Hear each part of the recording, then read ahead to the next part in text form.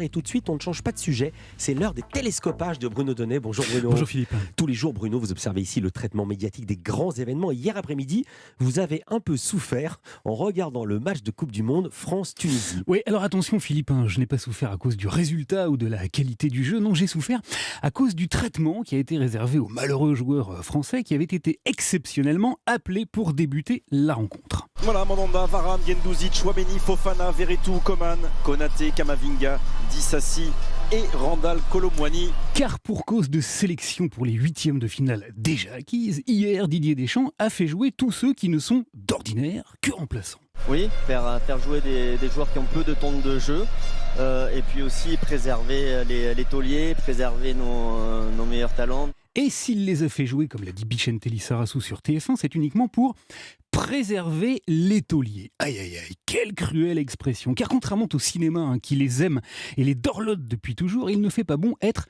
un second rôle au football. Écoutez un peu comment les commentateurs ont parlé d'eux hier. Et après, oui, les remplaçants, malheureusement, par rapport à ce niveau de Coupe du Monde, ils vont pas faire bouger la concurrence.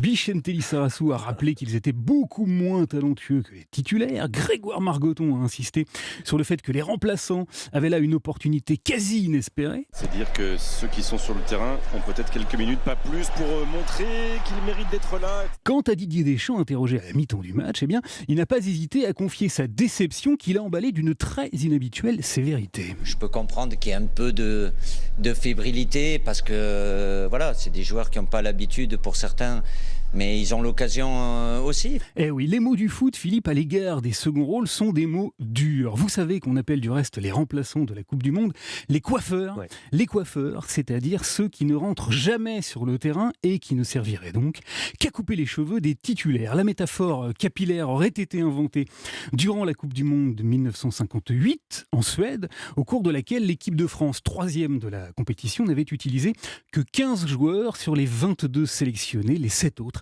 ayant donc coupé les cheveux des vedettes pour passer le temps. Alors, tous ces mots un peu durs à l'égard des remplaçants que j'ai entendus abondamment hier après-midi sortir de mon poste de télévision. On doit montrer qu'on peut être une solution pour rentrer en cours de match.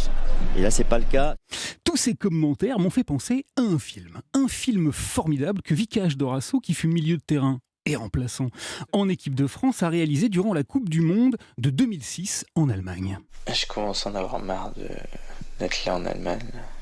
D'ailleurs, je me demande ce que je suis venu faire à part faire un film.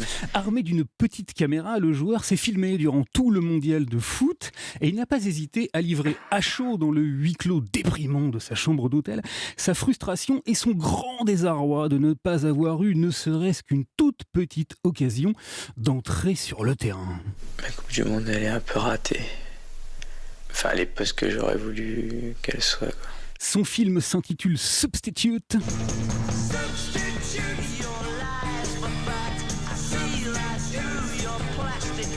Substitute comme le titre de cette chanson des Who, Substitute surtout comme le mot remplaçant en anglais, un film que tous ceux qui commentent le sport et qui font quelquefois si peu de cas des seconds rôles peuvent revoir, ne serait-ce que pour comprendre que les coiffeurs aussi peuvent avoir mal aux cheveux. Merci beaucoup Bruno Donnet.